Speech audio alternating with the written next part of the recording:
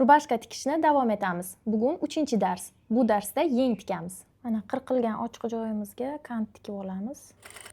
Mana bunimiz tikilib ketmasligi kerak. Bir tomonini tikib oldik. Endi chokimizni yopamiz. Chokni kant tomonga yotqizib, kantni bukib, ustiga chiqazib, mana bu tikkan chokimizni ham yopib olishimiz kerak. Buni qo'lda tikib olamiz. Keyin mashinkada choklashda o'ngidan mana bu kant va tana tikilgan chokni o'rtasidan yuramiz. Shunda mashinkada tikkan chokimiz ko'rinmay ketadi. Mana qo'lda tikib oldik. Mana o'ngidan endi kant va tanani o'rtasidan choklaymiz. Shunda chokimiz ko'rinmay ketadi. Sekin tikamiz. Chokimiz kantni ustiga chiqib ketmasligi kerak. Qo'lda tikkan chokimizni so'kib tashlaymiz. Mana endi ko'rinishi mana o'ngidan bilinmaydi. Yo'qday mana chok orasiga kirib ketadi. Bir izimizga ishlov berib oldik. Buni dazmollaymiz. Endi skladka qilamiz. Mana bu kichkina bo'lagimizni o'rtasini topib olamiz. 8 ekan, 4 sm bo'ladi.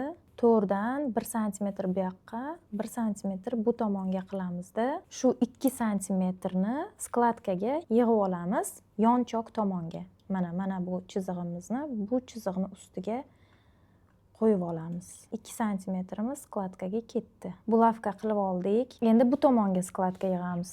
Ikkinchi tomonga skladkamiz, mana bu kantimiz bukiladi, ichiga kiradi bu. Bundan tashqari, ya'ni mana bu chokdan bu tomonga 1 sm belgilaymiz. Keyin skladkamizni kengligi 4 sm bo'ladi. Buni ham belgilab olamiz. Shu 4 sm-ni mana 1 sm-ga olib kelamiz. Bulavka qilib olamiz siljimasligi uchun. Bu tomonga ketadi. Bu keyin ustiga chiqib, mana bunaqa skladka bo'ladi. Boshida 32 sm edi bu skladkasiz payti. Biz buni 25 sm-ga yig'ib oldik. Endi bunga manjetni tikamiz. Manjetimizni ham kengligi 25 sm bo'lishi kerak. Bir tomonini 0,5 sm, ya'ni yarim lapkada bukib olamiz.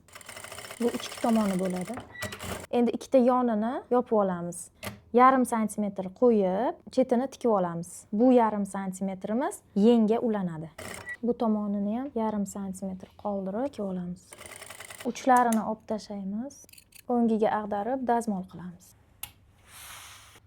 Bulavka qilib olgan skladkalarimizni mashinkada zakrepka qilib olamiz. Manjet tikishda bizga osonroq bo'ladi. Bulavkalarimizni olamiz. Skladkani zakrepka qilib oldik. Endi yengimizni yonini yopib olamiz. Yonini, chokini ichiga qilib overlossiz qilmoqchi biza. Akkuratni chiroyli qilish uchun, u uchun birinchi o'ngidan tikib olamizda, choki ichiga qolib ketishi uchun o'ngidan tikib olamiz. Yarim lapkada tikamiz. Qalin bo'lib ketgan joylarni kesib chiqamiz, chunki chiqib qolishi mumkin. Tekislab olib tashlaymiz. Chokimizni yopib olamiz.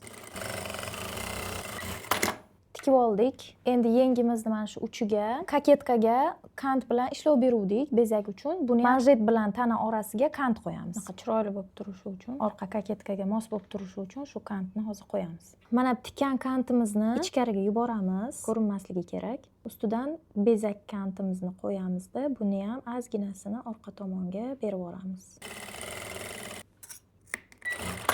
Kantni o'zini chokini so'kib tashlaymiz. Bu chok ko'rinib qolib, chiroyli ko'rinmaydi.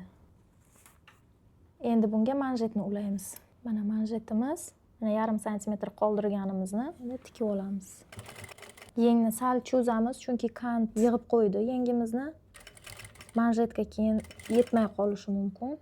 Endi chokni ichiga qilib, manjetni ustiga chiqazib, chokimizni yopib olamiz. Mana bunaqa qilib choklab olamiz. Ikkinchi yengni ham xuddi shunaqa qilib tikib olamiz.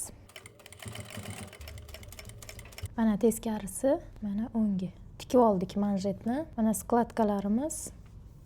Yengni endi tanaga tikamiz. Tanaga tikishdan oldin yonini yopib olamiz. Mana yonini chokini ham ichiga qoldirib tikamiz. Ko'rinmasligi kerak. Shu uchun birinchi o'ngidan tikib olamiz. Ortiqchasini kesib tashlaymiz.